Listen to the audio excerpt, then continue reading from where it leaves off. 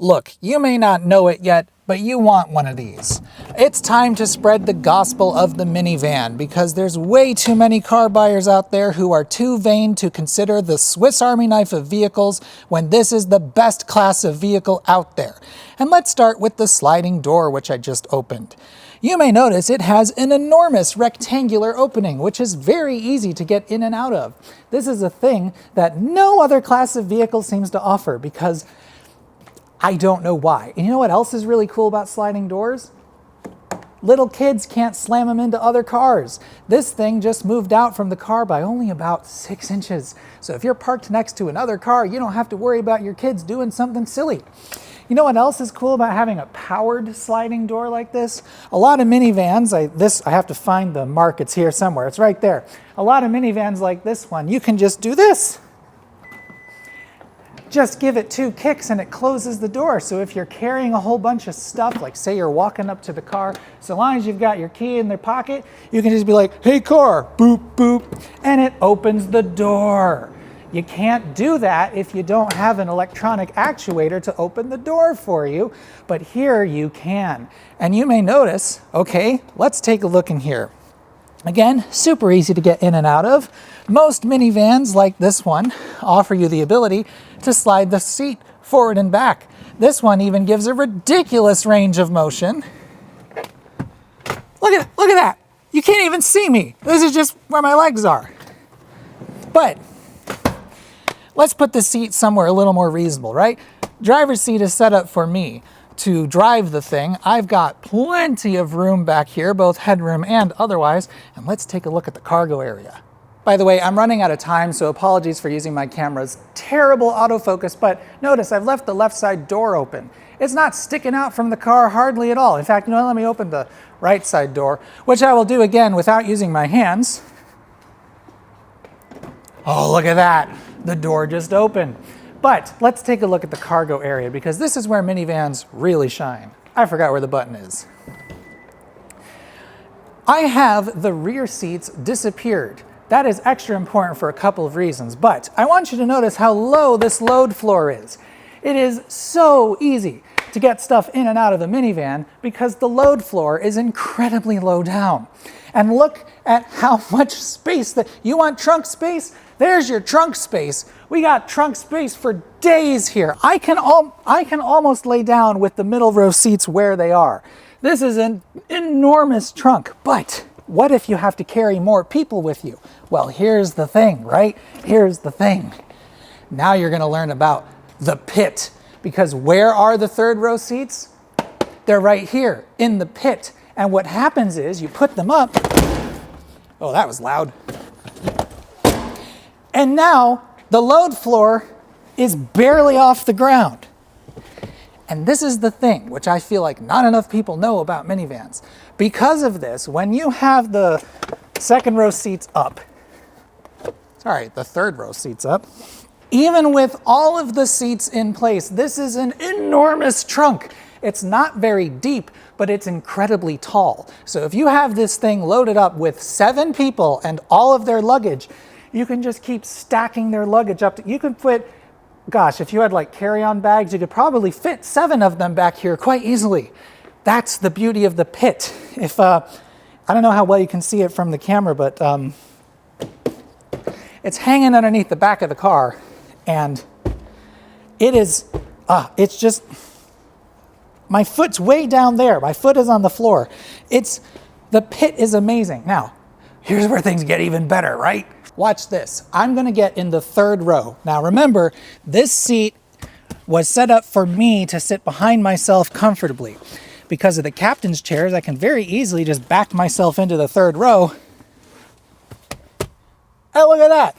I have still a couple inches of leg room. So me sitting behind myself driving had a couple inches of leg room. And now me sitting behind myself, I still have a couple inches of leg room. I can put my head all the way back. I still have headroom, and the floor is low enough that my knees aren't up in my chest like they are in many 3-row vehicles. This is a third row which can actually accommodate adults comfortably, even big adults like me. I am nearly 6 feet tall and growing in other dimensions right now, unfortunately. But this is an actual third row that you can actually fit adults into. And when you have captain's chairs, as I showed, you can get back here super easily. But if you had a minivan with a bench seat, now they're not all going to be like this, but I do want to show with the Sienna, I had this all the way back just so you could see me.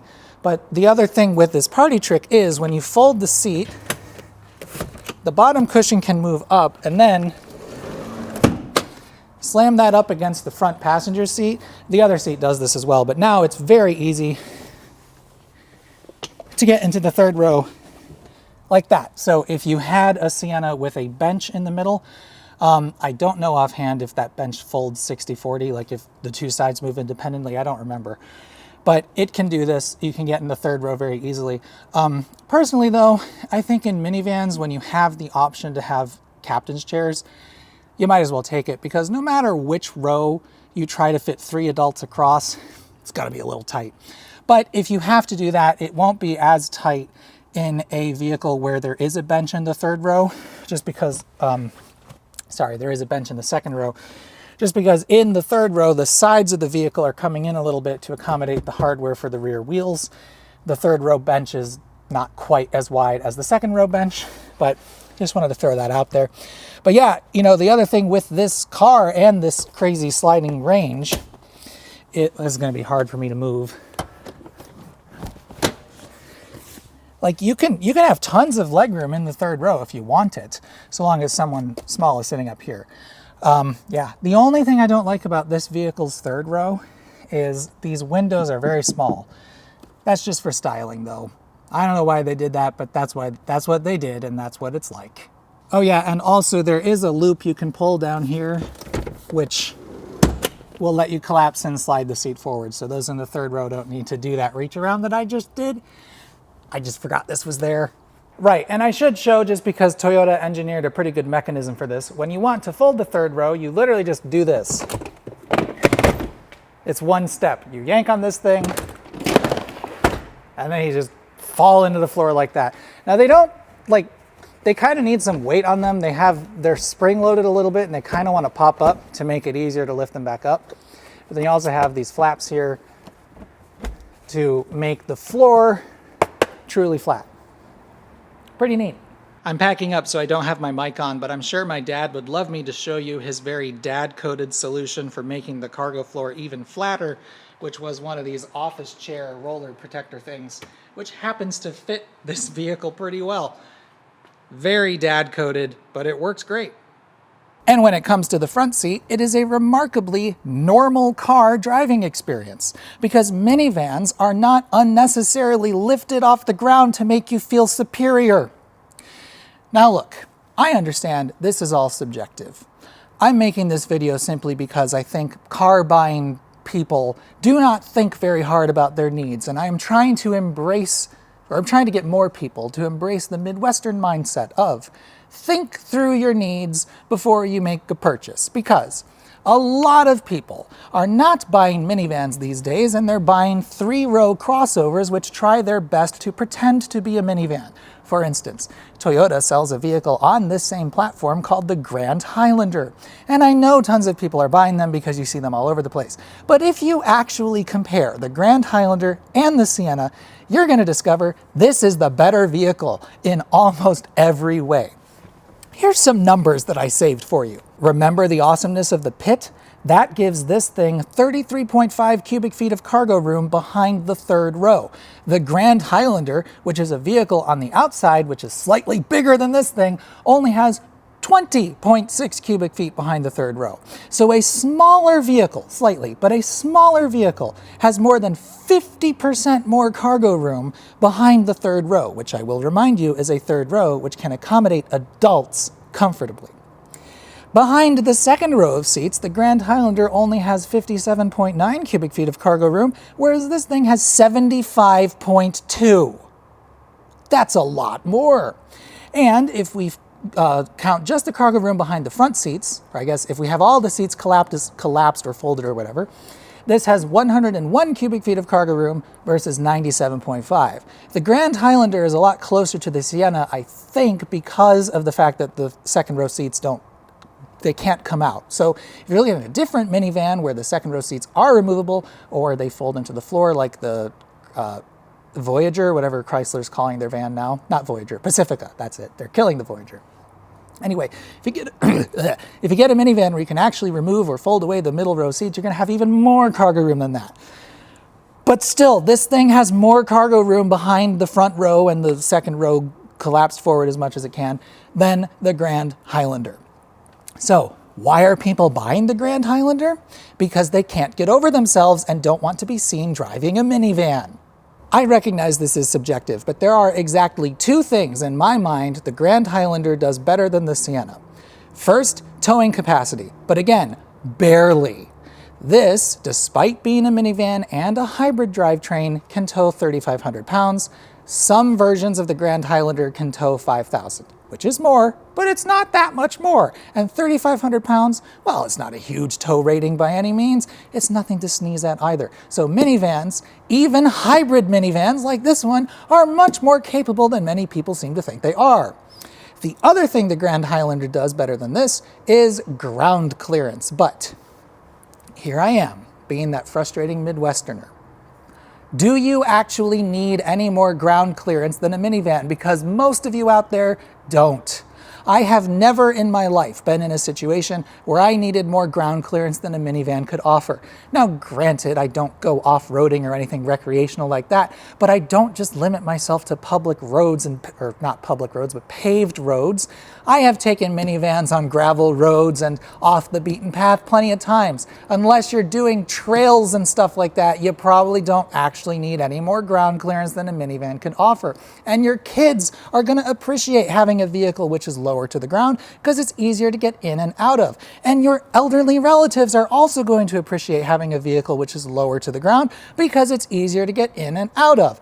Everything about a minivan is better than a 3-row crossover. And the only reason people do not buy them is because they don't want to be seen in a minivan. And I am telling you, you need to get over that, because life is so much better when you stop caring about what other people think and you care about your needs and how best to meet them. This 3-row minivan is getting 34 miles per gallon over its life. Its EPA rating is 35 combined, so it's missing it by just a hair. But still, 34 miles per gallon is incredible for a vehicle this big.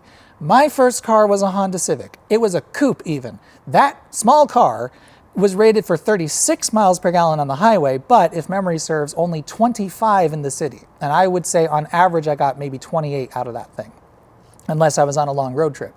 So the fact that this much bigger, much more capable vehicle, which can carry 7 adults in reasonable comfort and 6 adults in complete comfort, is more fuel efficient than my tiny coupe, is remarkable.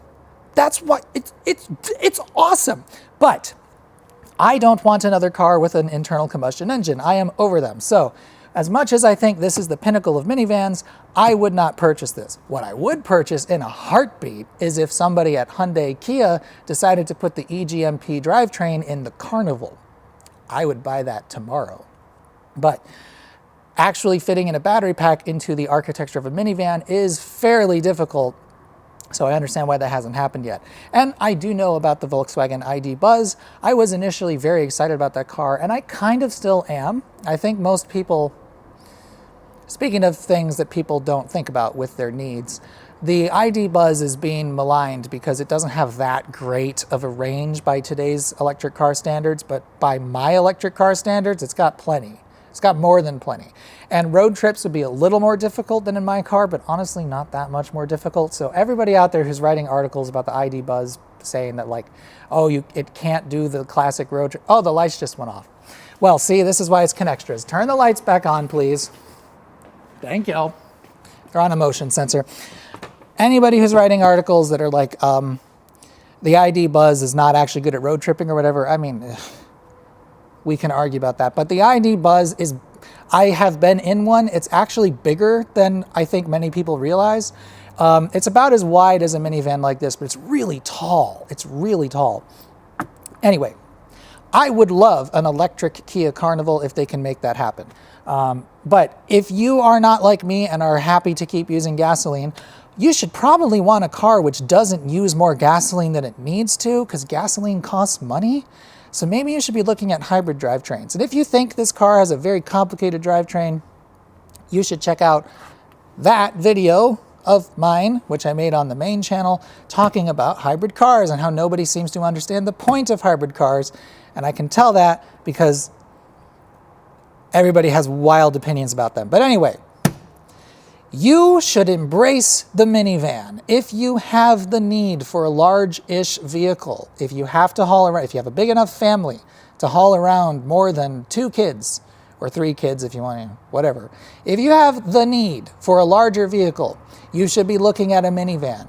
Now, I do know that as of late, these have not been as crash-worthy as some of the other cars. And if that's something that you are concerned about, I understand.